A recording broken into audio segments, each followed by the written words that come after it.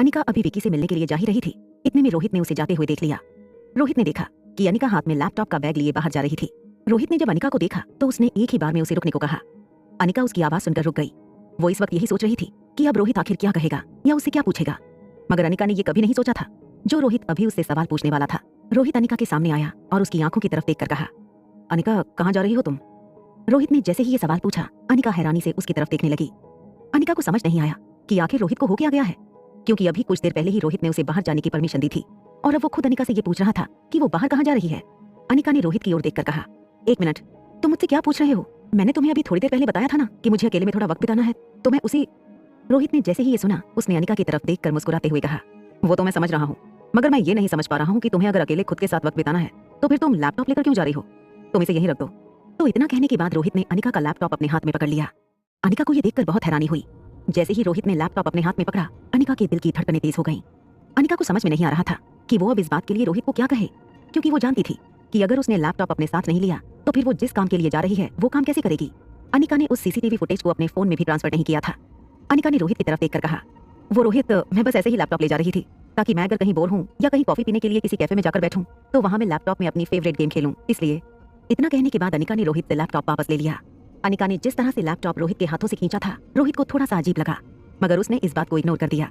वो समझ नहीं पा रहा था कि आखिर अनिका इतनी ज्यादा लैपटॉप को लेकर परेशान क्यों हो रही थी।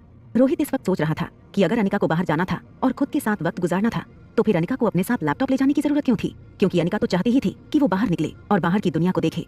लेकिन अगर अनिका लैपटॉप को लेकर जाएगी तो फिर वो बाहर की दुनिया को कैसे देखेगी? ये सारी बातें सोच सोच कर रोहित को थोड़ा अजीब लग रहा था। रोहित को इस तरह से सोचता हुआ देखकर अनिका मन ही मन ये सोचने लगी कि अगर उसने जल्दी कुछ अच्छा सा बहाना नहीं बनाया तो फिर रोहित उसे अपने साथ लैपटॉप ले जाने नहीं देगा। अनिका जिस परेशानी में खड़ी थी, रोहित ने महसूस कर लिया। रोहित ने देखा कि अनिका इस वक्त कुछ ज्यादा ही परेशान लग रही थी। उसने मन ही मन खुद को यही समझाया कि इस वक्त अनिका जो करना चाह रही है, जैसा करना चाह रही है, रोहित उसे रोके ना, क्योंकि पिछली रात अनिका के साथ जो कुछ भी हुआ था उसके कारण से रोहित घबरा गया था और रोहित नहीं चाहता था कि अनिका की तबीयत इस कदर खराब हो जाए कि उसकी याददाश्त आने के बजाय और भी ज्यादा उसके दिमाग पर स्ट्रेस पड़े और उसकी हालत खराब होती चली जाए। इस कारण से रोहित ने अनिका की तरफ देखकर कहा, अच्छा ठीक है, तुम्हें जो करना है करो। तुम माँ बेटी भी एक नंबर की जिद्दी हो गई हो। मुझे तो पक्का लगता है कि रिया की जिद करने की आदत तुम्हें पर गई है। दोनों एक जैसी हैं। रोहित ने लास्ट में ये इसलिए कहा था ताकि अनिका दिमाग पर ज्यादा स्ट्रेस ना ले और वो हंसे। रोहित का प्लान कामयाब भी हुआ। रोहित ने जब रिया का एग्जाम्पल अनिका के सामने दिया तो अनिका के चेहरे पर हल्की सी मुस्कान आ गई। उसने रोहित की तरफ देखकर कहा, हाँ तो इसमें क्या गलत है? अब मेरी बेटी है और अगर मैं भी जिद करती हूँ तो इसमें गलत क्या है? मैं थोड़ी ना कुछ गलत चीज के लिए जिद करती हूँ। और वैसे भी लैपटॉप तो मैं बस ऐसे ही ले जाना चाहती थी। और जरा तुम खुद सोचो, आज मेरे साथ कोई भी सिक्योरिटी नहीं जा रहा है, तो अगर मुझे कभी कुछ जरूरत पड़ी या मेरा फोन बंद हो गया तो, इसलिए लैपटॉप एक बैकअप में रहेगा। इतना कहने के बाद अनिका वहां से निकल गई। अनिका ने आखिर में जो कहा था वो रोहित की समझ नहीं आया था। आखिर किस बैकअप के लिए अनिका अपना लैपटॉप ले जाना चाहती थी? मगर इस वक्त रोहित ने कुछ भी पूछना सही नहीं समझा। तभी रोहित ने देखा कि अनिका वहां से जा चुकी है। अब रोहित जाकर सोफे पर बैठ गया और मन ही मन कुछ सोचने लगा, क्योंकि वो इस तरह अनिका को अकेले तो जाने नहीं दे सकता था। वो चाहता था कि वो कुछ ना कुछ जुगाड़ लगाए और कैसे भी करके अनिका के पीछे जाए। मगर रोहित ने अभी रिया को थोड़ी देर पहले ही ये वादा किया था कि वो बच्चों के साथ पूरे दिन गेम खेलेगा और उनका ख्याल रखेगा। मगर अनिका के लिए रोहित की चिंता भी जायज थी। वो इस वक्त यही सोच रहा था कि वो आखिर करे तो करे क्या। रोहित अजीब उलझन में खोया हुआ था। रोहित अभी सोच रहा था, इतने में चीफ सिक्योरिटी ऑफिसर उसे दरवाजे पर दिखा। दरवाजे पर उस चीफ सिक्योरिटी ऑफिसर को देखने के बाद रोहित उठा और उसके पास जाकर बोला, क्या हुआ, क्या बात हो गई? तभी उस चीफ सिक्योरिटी ऑफिसर ने रोहित की तरफ देखकर कहा, सर वो मैम अभी अकेले।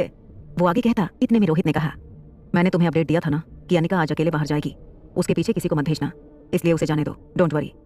रोहित इतना कहकर चुप हो गया। चीफ सिक्योरिटी ऑफिसर को रोहित की ये बात बड़ी अजीब लगी। वो सोच रहा था कि जो रोहित अनिका के लिए इतना परेशान था और अनिका की सिक्योरिटी को लेकर इतना चिंतित हमेशा रहता था, वो आज अनिका को बाहर अकेले कैसे जाने दे सकता था? क्या अनिका की फिक्र रोहित के मन में कम हो गई थी, या फिर आखिर ऐसा क्या हो गया था जो कि रोहित ने ऐसा कदम उठाया था? मगर इस वक्त रोहित ही जानता था कि उसने कितनी मुश्किलों के बाद इस कदम को उठाया था। तभी रोहित ने सिक्योरिटी ऑफिसर को वहां से जाने के लिए कहा और खुद कुछ सोचने लगा। वो अभी यहाँ वहाँ टहल रहा था और मन ही मन सोच रहा था। इतने में रिया उसके पास आई। उसने रोहित से कहा, डैड आपने मुझे कहा था कि आप हम लोगों के साथ पूरा दिन गेम खेलेंगे, तो चलिए मैंने सेटअप लगा दिया है, अलेक्जेंडर और आर्यन भी रेडी बैठे हैं। रोहित ने जब ये सुना तो उसने रिया की तरफ देखकर कहा, देखो रिया, मैं तुम लोगों के साथ पूरे दिन गेम खेलना तो चाहता था, मगर अचानक से मेरी एक अर्जेंट मीटिंग आ गई, तो मुझे उस मीटिंग के लिए निकलना होगा। रोहित ने जैसे ही ये कहा, रिया ने अपनी कमर पर अपने दोनों हाथ रखे और फिर रोहित को घूरते हुए कहा, dad this is not fair, आप ऐसा कैसे कर सकते हैं? मैं, अलेक्जेंडर और आर्यन कितने खुश थे कि आप हमारे साथ गेम खेलेंगे, और आप है कि कहीं बाहर ही जा रहे हैं। ये ठीक नहीं है, आपको अपनी मीटिंग कैंसिल करनी पड़ेगी, मम्मा भी नहीं है। रिया ने एक तरह से रोहित को हुक्म देकर ये सब कहा था। रोहित को समझ नहीं आ रहा था कि वो कैसे रिया को मनाए, क्योंकि रोहित को कैसे भी करके बाहर तो जाना ही था, क्योंकि वो ऐसे अकेले अनिका को नहीं छोड़ सकता था। तभी रोहित ने रिया की तरफ देखकर कहा, प्लीज बेटा, बात समझने की कोशिश करो। अगर तुम मुझे बाहर जाने की परमिशन दे देती हो तो फिर मैं तुम्हारे लिए एक सरप्राइज लाऊंगा, और तुम तो समझती हो कि मैं ऐसे ही तुम्हारी कोई भी बात नहीं टालता। अभी सच में मुझे एक अर्जेंट मीटिंग में जाना है, और तो और उधर से ही मुझे सनी का हालचाल पूछने डॉक्टर के पास जाना है। कल रात जब डॉक्टर अनिका को देखने आए थे, मैं उनसे ठीक से पूछ नहीं पाया था। इतना कहने के बाद रोहित ने रिया के माथे पर हाथ रखकर आगे कहा, और तुम खुद सोचो, सनी इस वक्त कैसा है, उसकी क्या अपडेट है, ये सब मुझे जानना है। और क्या तुम्हें खुशी नहीं होगी अगर तुम्हारे सनी चाचू जल्दी अच्छे हो जाएं और तुम सबके साथ पहले की तरह रहें? रिया ने जब रोहित के मुंह से सनी की बात सुनी तो उसने रोहित की तरफ देखकर कहा, हाँ डैड, मैं भी चाहती हूँ कि जल्द से जल्द सनी चाचू ठीक हो जाएं और हमारे साथ पहले की तरह गेम्स खेलें। इसलिए सनी चाचू के लिए मैं आपको आज जाने की परमिशन दे रही हूँ, ठीक है? इतना कहने के बाद रिया के चेहरे पर मुस्कान आ गई। रोहित ने जब उसके चेहरे पर मुस्कान देखी तो उसने रिया को गले लगाते हुए कहा, thank you and love you बेटा। रोहित के दिमाग में अचानक से एक बात बिजली की तरह कौंधी। उसने मन ही मन कुछ डिसाइड किया और उसके चेहरे पर एक कुटिल मुस्कान आ गई। वो जानता था कि इस वक्त आगे उसे अब क्या करना है। एक तरफ रोहित जहां ये सब सोच रहा था, वहीं दूसरी तरफ अनिका इस वक्त होटल पैराडाइज इंटरनेशनल से निकल चुकी थी। होटल पैराडाइज इंटरनेशनल से निकलने के बाद उसने अपनी दाईं तरफ एक भीड़ भाड़ वाले रास्ते को देखा। उसने फैसला किया कि वो उसी पर आगे बढ़ेगी, क्योंकि जिस जगह पर उसने विकी को बुलाया था वो उसी रास्ते पर था। इस कारण से अनिका उस रास्ते पर आगे बढ़ने लगी। अनिका धीरे धीरे पैदल ही उस रास्ते पर आगे बढ़ रही थी। वो मन ही मन यही सोच रही थी कि वो आज पहली बार इस तरह अकेले बाहर आई है, मगर कहीं ना कहीं उसने बहुत बड़ा रिस्क लिया था, क्योंकि अनिका भले ही अपनी याददाश्त खो चुकी थी, मगर इसके बावजूद भी उसे ये एहसास था कि अनिका मारवा खानदान की बहू है और मारवा खानदान के बहुत से दुश्मन हैं। अनिका पहले जहां भी जाती थी उसके साथ हमेशा सिक्योरिटी गार्ड होते थे, मगर आज पहली बार इस तरह से अनिका अकेले निकली थी, इसलिए उसे अपनी सुरक्षा खुद ही करनी थी। अनिका जानती थी कि वो जिस जगह पर जा रही है वहां वो विकी से तो मिलेगी ही, मगर उसे इस बात का भी खास ध्यान रखना था कि उसे विकी के साथ कोई न देखे, जैसे रोहित हो या फिर रोहित के अलावा कोई और, या फिर उसका कोई गार्ड। अनिका यहाँ वहाँ देखते हुए जा ही रही थी, इतने में पीछे से एक ऑटो वाला तेज रफ्तार में आया और अनिका के सामने ऑटो रोकते हुए बोला, मैडम कहाँ जाना है आपको? उस ऑटो वाले ने जिस रफ्तार से ऑटो को रोका था, अनिका का दिल जोरों से धड़कने लगा था। उसने ऑटो वाले की तरफ घूरते हुए देखा और कहा, नहीं, मुझे कहीं नहीं जाना है। इतना कहने के बाद अनिका आगे बढ़ गई। उसका ऐसा एक्सपीरियंस पहली बार था, क्योंकि इससे पहले अनिका जहाँ भी जाती थी वो कार में ही जाती थी।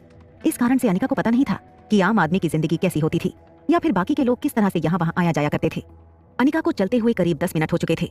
वो एक भीड़ वाली गली के अंदर आ चुकी थी। तभी उसने देखा कि सामने एक छोटा सा कैफे बना हुआ है।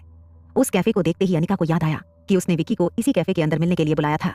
इस कैफे को अनिका ने तब देखा था जब वो पिछली बार रोहित और बाकी बच्चों के साथ उस जगह पर गई थी, जहाँ पर रोहित ने रिया को सरप्राइज दिया था।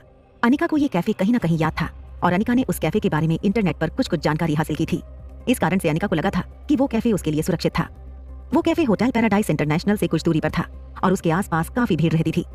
अनिका उस कैफे के अंदर जाने लगी, मगर इतने में एक भारी आवाज उसके कानों पर पड़ी। अरे ऐसे कैसे अंदर जा रही हैं मैडम, 1 मिनट रुकिए।